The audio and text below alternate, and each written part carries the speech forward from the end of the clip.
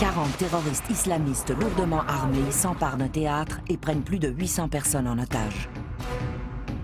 Ils formulent leurs revendications et alignent des otages pour les exécuter. Le temps presse.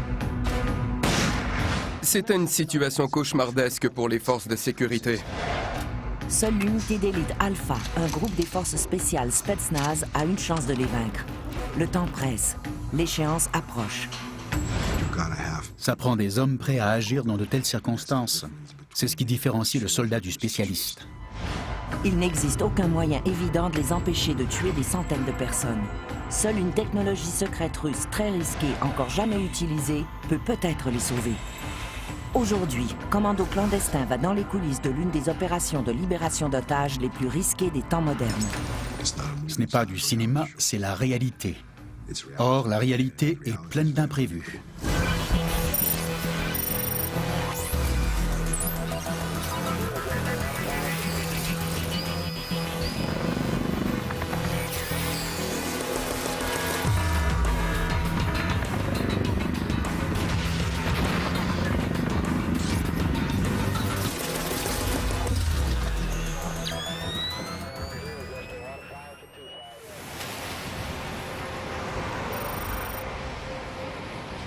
Tout débute lors d'une soirée comme les autres, dans un quartier ordinaire de Moscou. En cette soirée pluvieuse d'automne, plus de 800 Russes comptent égayer ce triste soir de semaine en allant assister à une comédie musicale à succès. 10 лет назад On s'est retrouvés à assister à ce spectacle par hasard. Ce jour-là, le temps était très maussade. Ma petite fille était très jeune. Or, elle était très anxieuse ce soir-là, comme si elle sentait qu'une catastrophe allait se produire. Elle n'arrêtait pas de pleurer. Elle ne voulait pas nous laisser partir. Le spectacle se joue à guichet fermé dans cet immense bâtiment datant de l'ère soviétique, reconverti en centre culturel, un endroit parfait pour se détendre. Le plus étonnant dans cette affaire, c'est qu'ils ont choisi une cible somme toute banale et non un endroit prestigieux. Voici l'enregistrement du spectacle effectué par le théâtre lors de cette soirée fatidique. Il s'agit d'une comédie romantique mettant en scène de joyeux soldats russes. À un pâté de maison de là, 4 camionnettes transportant 40 Tchétchènes lourdement armés se dirigent vers le théâtre. нам понравилось. Мы посидели в буфете там. On passait une agréable soirée. Après l'entracte, nous sommes retournés dans la salle pour assister à la suite. Et c'est lors d'un numéro de danse qu'ils ont fait irruption.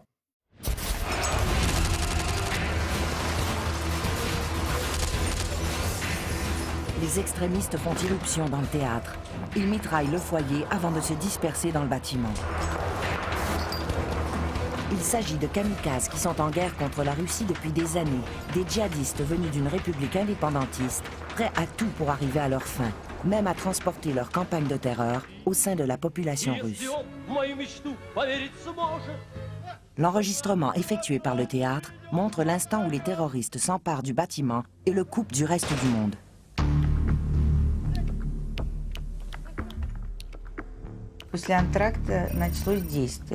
Des gens vêtus d'uniformes militaires ont fait le tour de l'auditorium. Au début, je croyais que ça faisait partie du spectacle. Ils sont maintenant à la merci des terroristes. Le siège débute. Ce théâtre est l'endroit parfait pour détenir des otages. L'auditorium ne possédant qu'un nombre limité d'issues, il est facile à surveiller. Tous ces terroristes sont des extrémistes prêts à mourir pour leur cause. Ils sont déterminés et impitoyables. La caractéristique d'une menace terroriste, c'est qu'on ne peut jamais savoir à quel point elle est sérieuse. On ne sait jamais si elle sera mise à exécution, si les terroristes bluffent ou s'ils sont vraiment prêts à se sacrifier. Dans ce cas-ci, tout laissait croire qu'ils ne plaisantaient pas. Le pire scénario étant maintenant devenu réalité, l'alarme retentit dans tous les services de sécurité de Moscou. C'était une situation cauchemardesque pour les forces de sécurité. C'était le pire des scénarios à leurs yeux. L'expérience leur avait appris que les terroristes tchétchènes n'hésiteraient pas à se faire sauter si nécessaire. L'expérience leur avait aussi enseigné qu'il se trouvait parmi les terroristes des gens qui avaient combattu lors de la guérilla et pour qui le maniement des armes n'avait aucun secret. Il était bien peu probable que ces gens soient sensibles aux appels humanitaires. La situation semble sans issue pour les autorités russes. Leur seul espoir repose sur le groupe Alpha, une unité antiterroriste des Spetsnaz qui fait l'envie du monde entier. Cette unité est formée de soldats endurcis par des années d'affrontements avec les Tchétchènes. Mais même pour ces soldats, déjouer un attentat suicide à l'explosif menaçant la vie de 850 otages reste un défi presque impossible à relever. En quelques minutes à peine, les plus grands stratèges en matière d'antiterrorisme se rassemblent. De toute évidence, les tactiques classiques ne leur seront ici d'aucune utilité.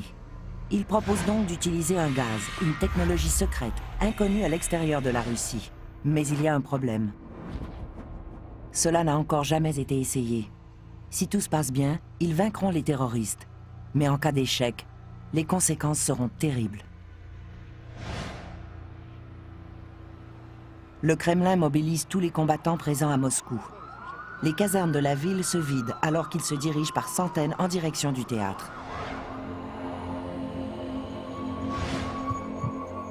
Les terroristes tchétchènes comptent eux aussi utiliser une nouvelle arme. Il s'agit de femmes kamikazes, du jamais vu. Surnommées les veuves noires, ces femmes ont perdu leur mari et sont prêtes à mourir pour leur cause.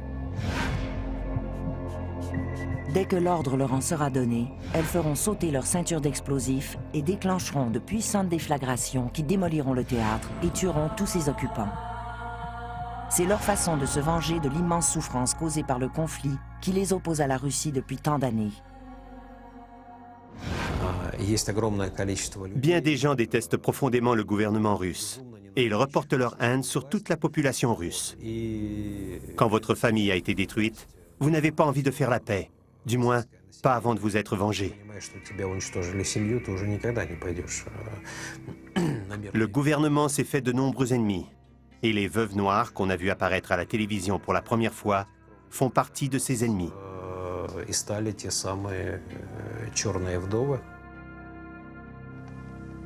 Les Tchétchènes veillent à ce que les veuves noires soient constamment à la vue de tous. Elles apparaissaient sur toutes les images, que ce soit celles des journalistes ou celles tournées par les terroristes. Chacune d'elles était vêtue de noir et portait une ceinture d'explosifs.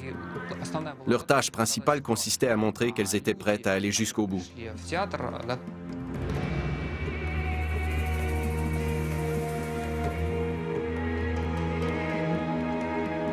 Les veuves noires ne sont pas qu'un outil de propagande. Elles sont aussi bien déterminées. Elles sont venues à Moscou dans un but bien précis. Tout le monde savait qu'elles n'étaient pas là pour jouer la comédie. Tout le monde savait que si elles se faisaient appeler les veuves noires, c'est parce qu'elles étaient prêtes à se faire sauter. Pour terminer, 2 énormes bombes sont placées au milieu des otages, en plein centre de l'auditorium. Chacune d'elles, trop lourde pour être portée par une seule personne, possède un détonateur ultra sensible. Les tactiques de terreur utilisées par les Tchétchènes sont bien connues des autorités russes. Ils sont passés maîtres dans l'art de s'emparer de bâtiments publics et de retenir en otage un grand nombre de personnes. Ils se sont emparés d'hôpitaux et d'écoles dans le passé. Cette fois, ce théâtre constitue une tribune idéale pour attirer l'attention du monde entier. Le principal danger était évident. De puissants explosifs et des kamikazes prêts à tout faire sauter contrôlaient l'auditorium. J'étais conscient que le groupe Alpha ne disposait que de très peu de temps pour prendre l'endroit d'assaut et qu'il avait peu de chances de neutraliser les terroristes avant qu'ils ne fassent tout exploser. C'était la première fois que nous étions confrontés à ce genre de situation. Les membres du groupe Alpha doivent bien sous-peser tous les risques. Leur force réside dans leur rapidité d'intervention lors d'une attaque. Pendant des années, les Tchétchènes se sont évertués à trouver un moyen de contrer les interventions des Spetsnaz. Cette fois, ils croient bien y être arrivés et avoir le dessus sur le groupe Alpha. Ce n'est pas aussi simple que d'enfoncer une porte et d'abattre quelqu'un.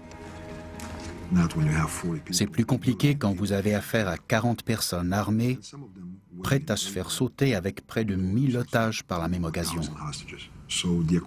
Ça n'a rien à voir avec un jeu vidéo, une émission de télévision ou un film.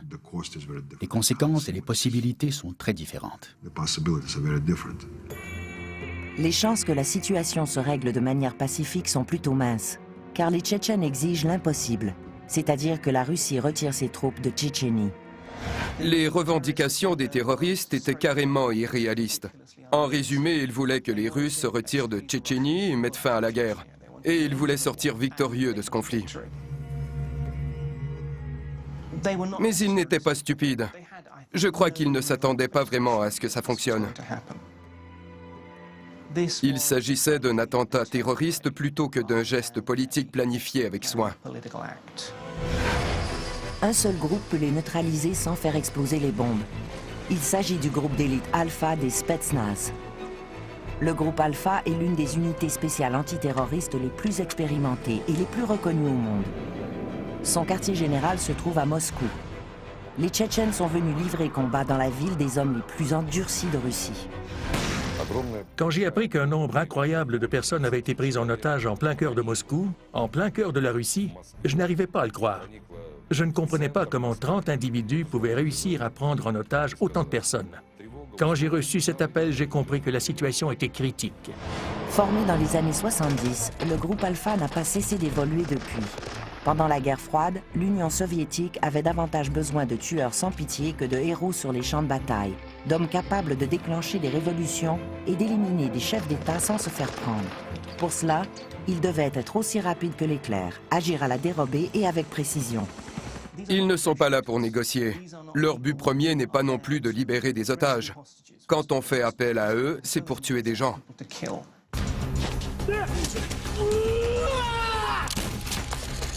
Les membres du groupe Alpha sont soumis à l'entraînement le plus exigeant au monde. On teste leur endurance à l'extrême et on les soumet à un niveau de brutalité qui ne serait pas toléré dans certaines forces armées. Ils sont vraiment entraînés à la dure. Leur entraînement se termine par une période de 12 minutes pendant laquelle chacun doit affronter à main nue 12 soldats expérimentés. En gros, tout ce qu'on leur demande, c'est d'être capable de se tenir debout au bout de ces 12 minutes. Un grand nombre de recrues n'y arrivent pas. Il ne suffit pas de le souhaiter. Il faut l'apprendre et que ça s'enracine en vous. Cette folie demande de la méthode. Les membres du groupe Alpha sont entraînés non seulement à être forts physiquement, mais à l'être aussi mentalement. Le plus important, c'est l'entraînement, pas les armes. Ce ne sont que des outils. Vous devenez un combattant capable de réfléchir et d'improviser.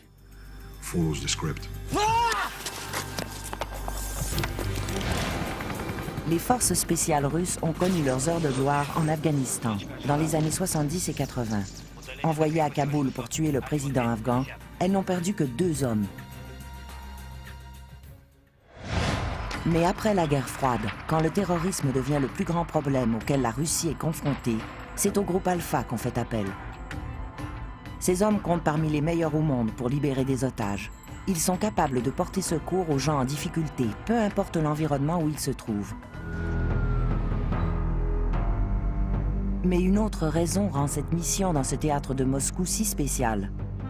La réputation du groupe Alpha a été ternie lorsqu'il a été mêlé à un conflit politique interne.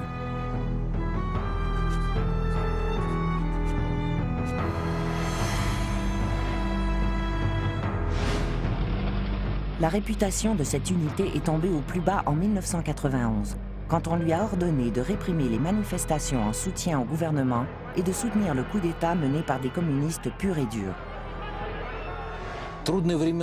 On a vécu des moments difficiles, surtout quand on a compris qu'on faisait appel à notre unité pour de mauvaises raisons. Le but premier de notre groupe est de combattre les terroristes, les ennemis de notre patrie. Nous avons toujours considéré que les conflits internes n'étaient pas de notre ressort. Depuis cette tentative de coup d'État, les membres du groupe Alpha sont considérés comme les chiens d'attaque de la police secrète.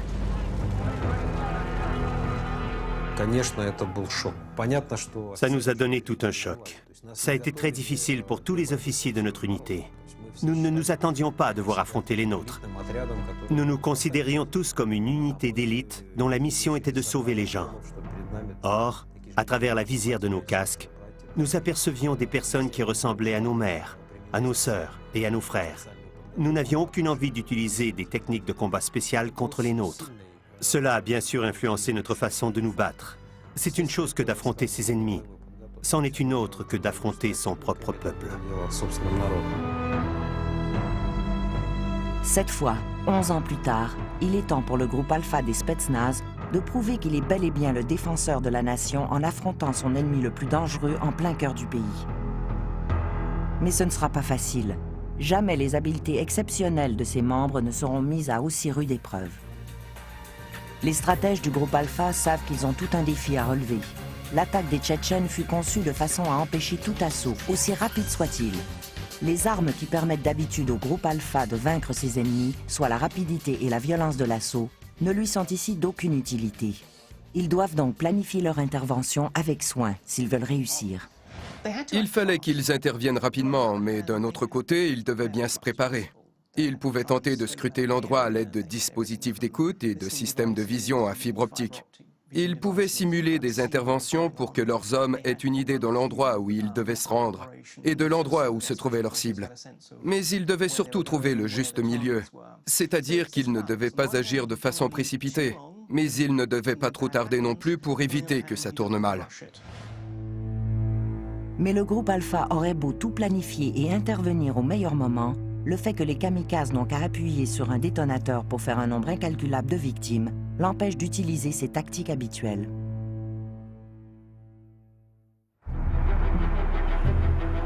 Moscou est en état d'alerte depuis plus d'1 an, soit depuis les attaques du 11 septembre. Déjà cette année, des attentats ont été perpétrés dans le métro et dans des immeubles résidentiels. Cette fois, la ville est confrontée à une crise d'une ampleur sans précédent. C'était une situation tout à fait inhabituelle. Dans l'histoire des forces spéciales, ce qui se passait à Moscou ne s'était jamais vu.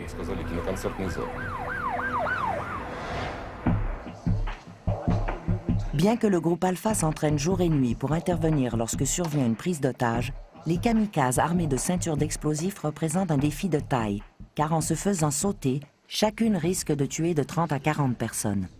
Les bombes géantes, quant à elles, sont assez puissantes pour tuer les 850 personnes présentes dans l'auditorium. Les stratèges du groupe Alpha doivent donc trouver une solution audacieuse s'ils veulent que leurs hommes parviennent à leur fin. Pendant ce temps, les otages étant entourés de kamikazes prêts à tout faire sauter sont terrifiés à l'idée que les forces spéciales puissent tenter de prendre l'endroit d'assaut. Ils appellent leurs familles et les médias dans l'espoir d'empêcher toute intervention du groupe Alpha. Les gens faisaient des appels et ils disaient « Je vous en prie, ne les laissez pas prendre le théâtre d'assaut. Essayez plutôt de négocier. Cela vous permettra peut-être d'en venir à un règlement pacifique. » Pour faire pression sur les autorités russes, les terroristes rendent publiques des séquences vidéo montrant les otages, tout en prenant soin de ne dévoiler aucun élément pouvant servir aux forces spéciales. Puis, ils commettent une première erreur. Dans un geste de compassion, ils libèrent certains des otages les plus vulnérables, des enfants et des personnes malades. En les interrogeant, les agents de renseignement du groupe Alpha parviennent à obtenir leurs premières indications concernant ce qui se passe à l'intérieur du théâtre. Des informations que les Tchétchènes veulent garder secrets, comme le nombre de terroristes, la position des tireurs embusqués et la quantité de munitions en leur possession. 6 heures après le début du siège, un élément tout à fait inattendu vient changer la donne. Un événement étrange se produit. Semblant ne pas avoir été aperçu par les gardes de sécurité postés autour du bâtiment, une jeune fille venue de nulle part entre dans le théâtre. Personne ne sait qui elle est, ni pourquoi elle est là. Elle entre dans l'auditorium et se met à crier aux spectateurs de ne pas se laisser faire. Par la suite, elle invective les assaillants. Elle a parcouru l'allée en criant « Qu'est-ce que vous faites? Vous devez libérer tous ces gens !» Elle a ajouté « Je vais appeler la police !» Elle était peut-être saoule. Les Tchétchènes ont dit que c'était une agente du KGB faisant semblant d'être une femme ivre. Les Tchétchènes montrent alors le sort réservé à ceux qui ne les prennent pas au sérieux.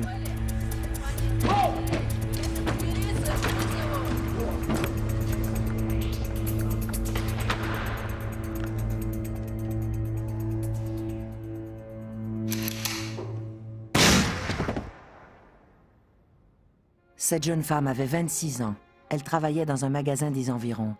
Elle s'appelait Olga Romanova, ne connaissait aucun des otages et n'avait aucun lien avec ce théâtre. Après l'incident impliquant Olga, tout juste après que ce soit arrivé, le climat a changé du tout au tout dans l'auditorium.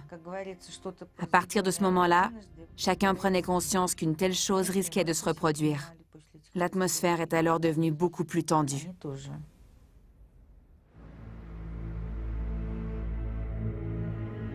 Pendant tout ce temps, alors que le monde entier assiste à cet événement avec horreur, les agents du renseignement du groupe Alpha brossent un tableau détaillé de la situation à l'intérieur du théâtre, ainsi que des points faibles des terroristes.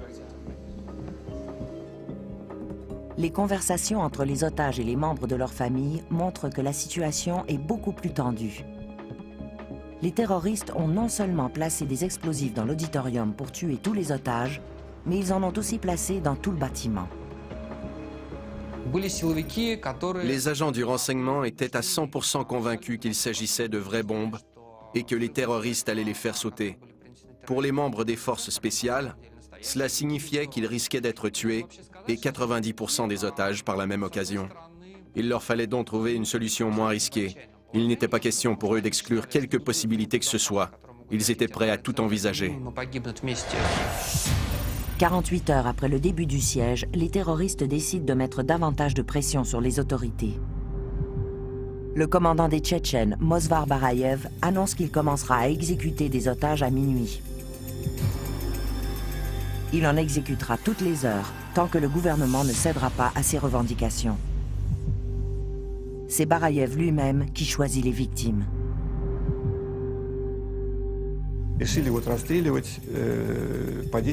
Ils ont décidé d'exécuter 10 personnes, soit dans la 4e ou la 5e rangée. Et juste après que cette information ait commencé à circuler parmi les otages, l'un des Tchétchènes est allé s'asseoir au bout de la 5e rangée. Il portait un masque. À ce moment-là, tout le monde s'est dit qu'ils avaient choisi des gens de la 5e rangée. Les autorités russes se retrouvent alors confrontées à un dilemme. Soit le groupe Alpha prend le théâtre d'assaut et il s'ensuit une explosion faisant de nombreuses victimes, soit le monde entier assiste, impuissant, à l'exécution d'hommes, de femmes et d'enfants, heure après heure.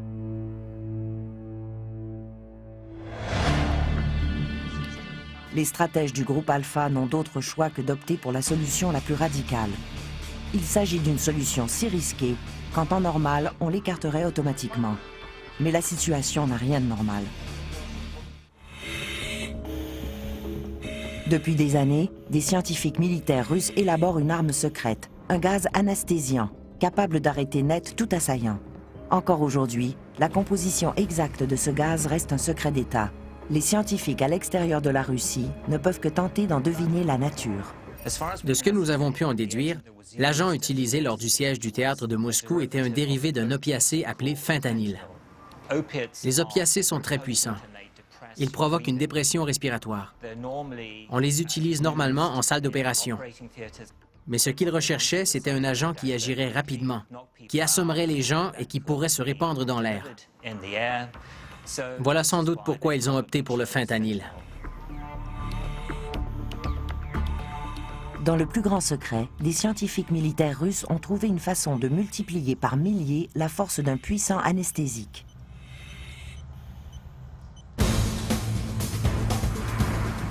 S'ils parviennent, sans que personne s'en aperçoive, à diffuser dans le théâtre ce nouvel agent chimique ultra secret, ils réussiront peut-être à assommer suffisamment les terroristes pour les empêcher de faire sauter leurs bombes et ainsi permettre au groupe Alpha de prendre d'assaut les lieux. Ce scénario, digne d'un film de science-fiction, est sur le point d'obtenir le feu vert du président Poutine.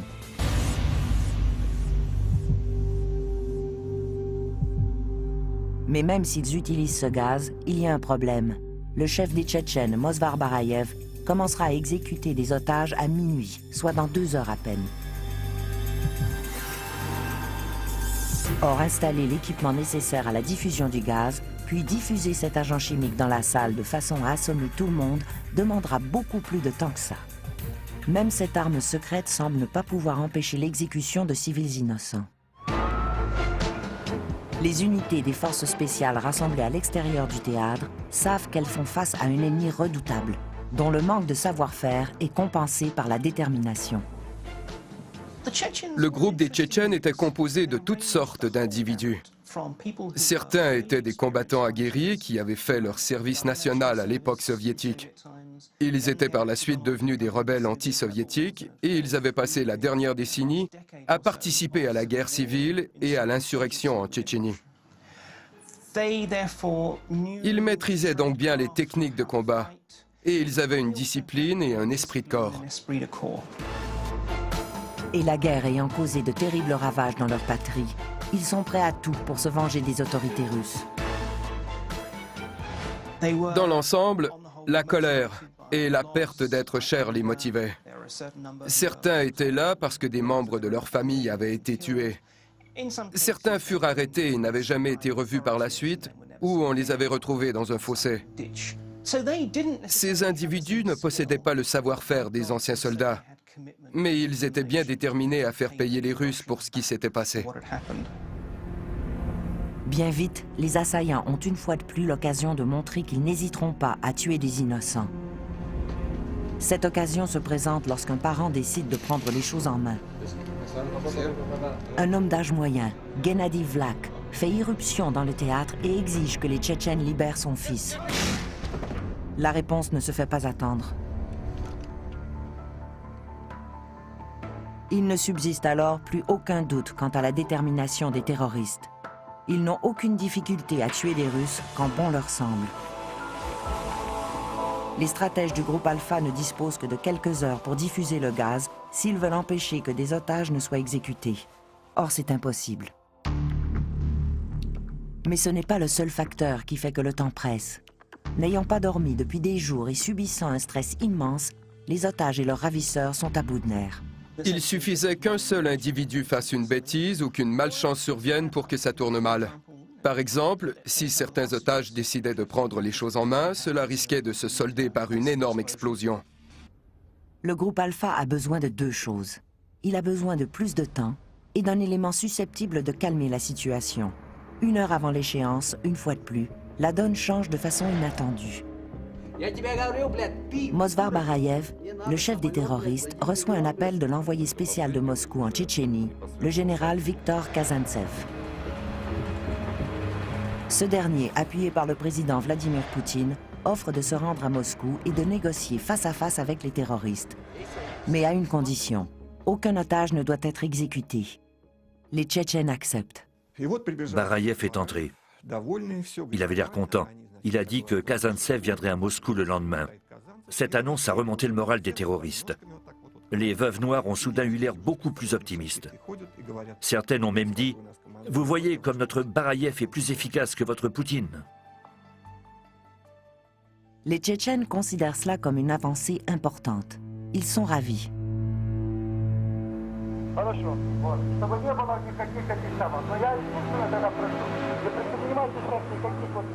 Voici l'enregistrement de la conversation entre Kazantsev et Barayev alors qu'ils s'entendent pour retarder l'exécution des otages. Le plan des terroristes semble fonctionner.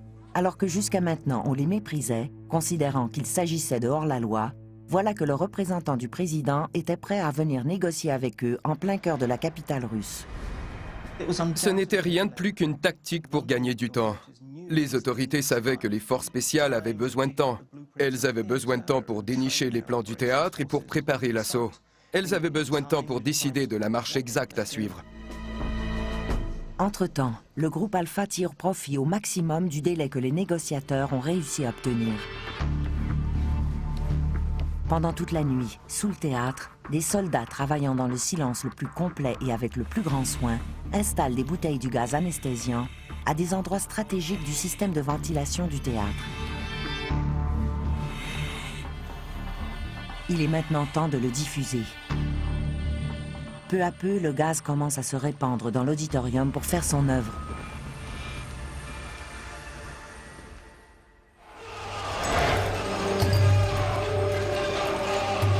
Conscients qu'il se passe quelque chose, les assaillants tchétchènes quittent l'auditorium, laissant les veuves noires à leur poste.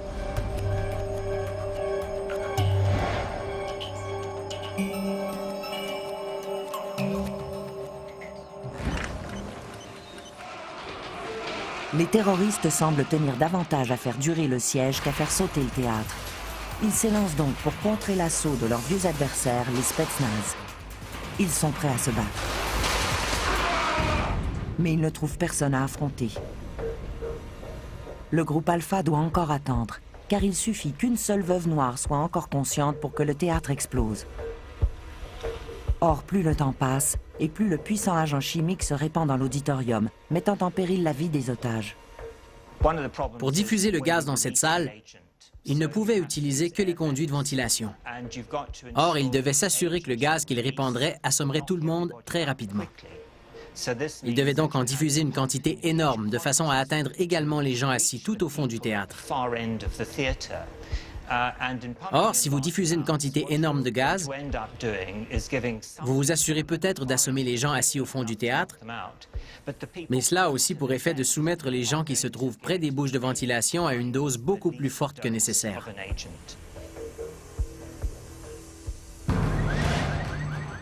Une fois le gaz libéré, ses effets ne tardent pas à se faire sentir.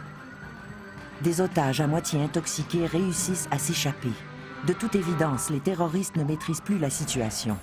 Il est temps pour le groupe Alpha de passer à l'action. Les autorités leur donnent enfin l'ordre d'intervenir. Quand les membres du groupe Alpha ont reçu l'ordre de prendre le bâtiment d'assaut et d'éliminer les terroristes, chacun d'eux savait très bien qu'advenant une explosion, ils n'en sortiraient pas vivants.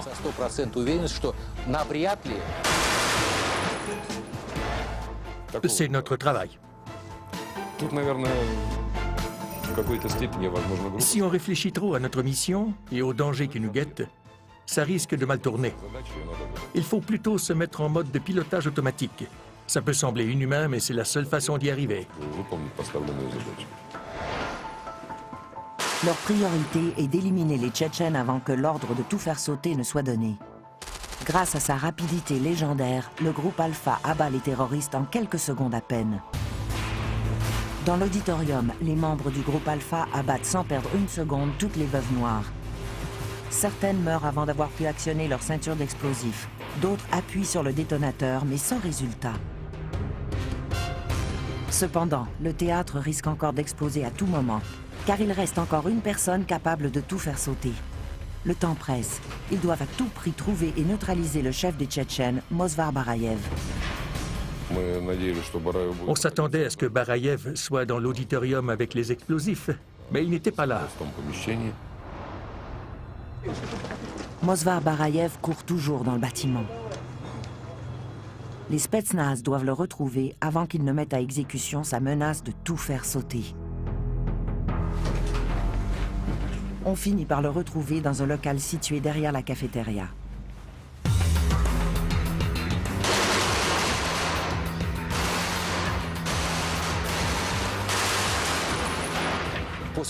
Les membres du groupe Alpha ont fait irruption et en moins d'1 minute et demie, ils ont réussi à abattre tous les terroristes. Aucun d'eux n'a eu le temps de faire sauter une bombe. L'opération a duré en tout et pour tout une dizaine de minutes.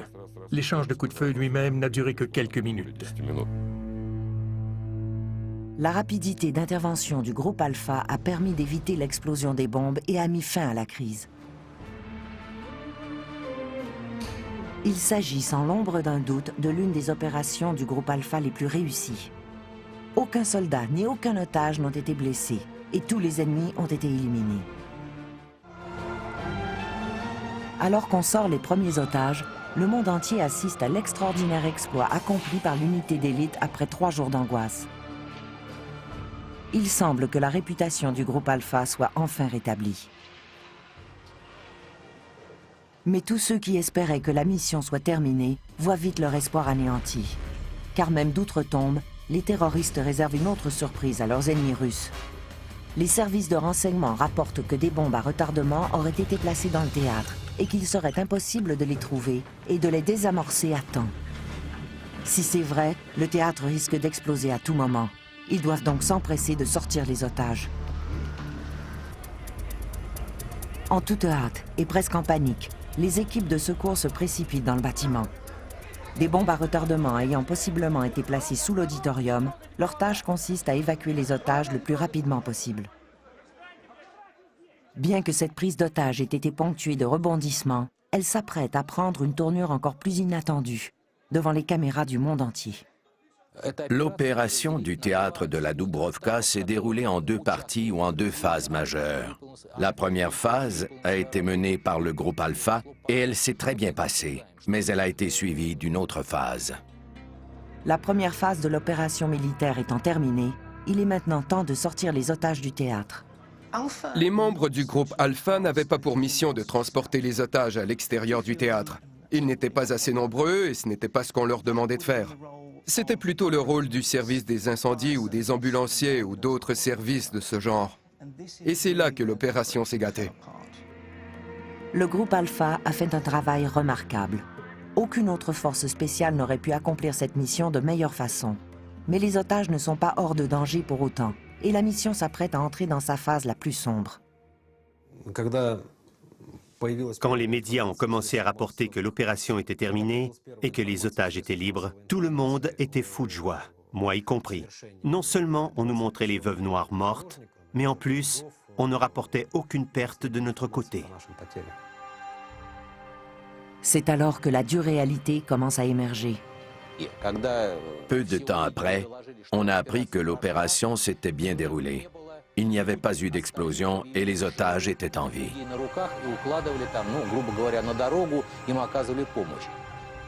Puis, ça a été la catastrophe.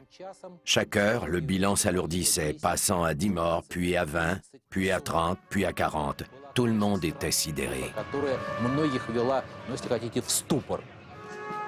Les otages que l'on croyait simplement inconscients sont en fait à l'article de la mort. La technologie qui était censée les sauver est en train de les tuer. Les policiers qui ont transporté les otages à l'extérieur ignoraient qu'il faut placer les gens qui souffrent de dépression respiratoire en position latérale de sécurité. Ils les ont donc simplement étendus sur le dos et les gens sont morts étouffés. S'ils les avaient placés en position latérale, ils ne se seraient pas étouffés avant qu'on ait eu le temps de leur administrer une antidote. L'exploit accompli par le groupe Alpha est assombri par l'évacuation effectuée par les organismes civils. Cette évacuation fera plus de dégâts en quelques minutes que les Tchétchènes en 3 jours. Si vous voulez mener à bien une intervention de ce genre, tout le monde doit être bien préparé. Or, dans ce cas-ci, ce n'était pas le cas. Les gens chargés d'évacuer et de protéger les otages ne savaient tout simplement pas quoi faire. Inconscients du mal qu'ils sont en train de leur faire, les ambulanciers et les policiers transportent les otages intoxiqués en laissant leur tête dans des positions dangereuses. Puis, ils les étendent sur le dos, le visage vers le haut. Ainsi placés, les otages meurent étouffés par leurs vomissures ou leur langue. De toute évidence, leur façon de transporter ces gens et de les déposer maladroitement sur le sol montre que personne n'a pensé au fait que leur respiration ait pu être gênée. En fait, les secours ont été très peu coordonnés. Un grand nombre de ceux qui devaient soigner les otages n'avaient pas été prévenus qu'ils étaient intoxiqués au fentanyl. Ils ne savaient donc pas comment les traiter. Il y a donc eu un vide terrible et c'est ce qui explique que tant d'otages ont perdu la vie. En fait, si un si grand nombre d'otages sont morts, c'est parce qu'au moment où ils auraient dû être évacués et remis aux secouristes sans tarder, il y a eu un moment d'incertitude, un moment d'insécurité, ou si vous préférez un moment typique, du moins pour les Russes, où la priorité a été donnée à la sécurité. Ce qui signifie que tant qu'ils n'ont pas été convaincus qu'aucun terroriste ne se cachait parmi les otages, aucun otage n'a été évacué. Il fallait d'abord qu'ils s'assurent d'avoir éliminé tous les terroristes. Non seulement les équipes chargées de l'évacuation ne sont pas organisées pour s'occuper d'otages intoxiqués, mais en plus, elles n'ont pas assez de fournitures médicales. Il existe un antidote pour contrer les effets de ce gaz, mais il n'est disponible qu'en petite quantité. Dans les heures et les jours qui suivent la prise d'otages, les hôpitaux ont du mal à faire face à la situation. Le nombre de morts continue de croître. En tout, 133 personnes sont mortes à la suite de cette prise d'otage survenue en 2002. Or, seules 3 d'entre elles ont été tuées par les terroristes. Toutes les autres l'ont été par le gaz utilisé pour les sauver. Elles sont soit mortes d'une surdose ou parce qu'elles étaient inconscientes et n'ont pas été traitées de façon adéquate. Bien que 133 personnes soient mortes, je crois que tout le monde est conscient que le bilan aurait pu s'élever à 1000 morts, étant donné les circonstances. L'ampleur de la tragédie aurait été alors tout autre. Mais ça reste une tragédie. Étant donné cette tragédie, le groupe Alpha ne considère pas cette mission comme une réussite. On peut considérer comme une réussite le fait que tous les terroristes aient été éliminés et que la plupart des otages soient encore en vie. Mais dans l'ensemble, cette mission n'est pas une réussite, car plus d'une centaine de personnes sont mortes. Ce n'est pas parce qu'on n'a pas assez travaillé ou planifié notre intervention. Ce n'est pas la faute du groupe Alpha. Mais on n'a pas à être fiers de nous, car on n'a fait que notre travail. Ces morts deviennent encore plus déchirantes quand on apprend que les immenses bombes placées dans le théâtre étaient fausses et que certaines des ceintures d'explosifs des Veuves Noires étaient défectueuses. Bien que le groupe Alpha n'ait pas été au courant de ces faits lors de l'opération, plusieurs ont l'impression que l'utilisation de ce gaz et les morts qu'il a causés auraient pu être évitées. Dans les médias, les observateurs commencent à qualifier l'opération de tragédie. Est-ce que la mort de plus de 130 otages est une tragédie? Bien sûr. C'est une énorme tragédie pour toutes les familles qui ont perdu un être cher. Mais ça aurait été une tragédie encore plus grande si près de 1000 otages avaient été tués par de puissantes explosions. En fin de compte, ça aurait été une tragédie encore plus grande si l'État avait cédé aux exigences des terroristes. Et que des gens capables de faire une telle chose étaient parvenus à leur fin. L'ironie, comme tous le constatent, veut que le savoir-faire des militaires ait été occulté par l'échec des opérations de secours menées par des organismes civils. Les détails précis concernant le gaz utilisé n'ont toujours pas été révélés, malgré les demandes répétées des médecins traitant les survivants. Cependant, l'exploit du groupe Alpha reste remarquable. Ça n'a pas entaché la réputation des forces spéciales. Les gens considèrent que les militaires ont bien fait leur travail et que c'est plutôt le Kremlin ou encore l'administration et tous les autres intervenants qui, en fait, les ont laissés tomber.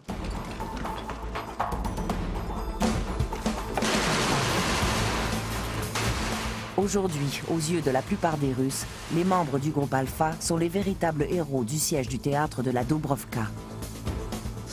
Pour les militants antigouvernementaux qui marchent dans les rues de Moscou, cela montre à quel point le Kremlin est brutal et autoritaire, et que ça ne le gêne pas de laisser mourir des gens tant qu'il parvient à éliminer ses ennemis. Cependant, pour être franc, pour la majorité des Russes, ces événements ont montré que la Russie est encore un pays puissant et déterminé, et que ceux qui osent s'attaquer à elle doivent s'attendre à une riposte foudroyante. L'extraordinaire exploit accompli par le groupe Alpha au théâtre de la Dubrovka reste, d'un point de vue technique, l'une des opérations les plus audacieuses jamais entreprises pour mettre fin à une prise d'otage. Parmi les forces spéciales du monde entier, le groupe Alpha jouit d'une réputation exceptionnelle. L'héritage soviétique ainsi que l'approche unique de la Russie en matière de contre-terrorisme ont créé une force spéciale sans pareille. Un atout apprécié autant à l'intérieur du pays que dans le monde entier. Encore aujourd'hui, le groupe Alpha est sans l'ombre d'un doute la meilleure unité des forces spéciales russes. Ce groupe se trouve tout en haut de l'échelle des forces spéciales. Il compte parmi les meilleurs au monde, surtout en ce qui a trait aux aptitudes de combat de chacun de ses membres, qui sont très forts au tir et qui sont capables de tuer un ennemi à main nue. Ils sont vraiment parmi les meilleurs en ce domaine et aussi sur le plan de l'endurance physique. Le groupe Alpha a réussi, après des années d'interférences politiques, à faire valoir son intégrité. Une fois de plus, il a prouvé qu'il était le défenseur du peuple russe.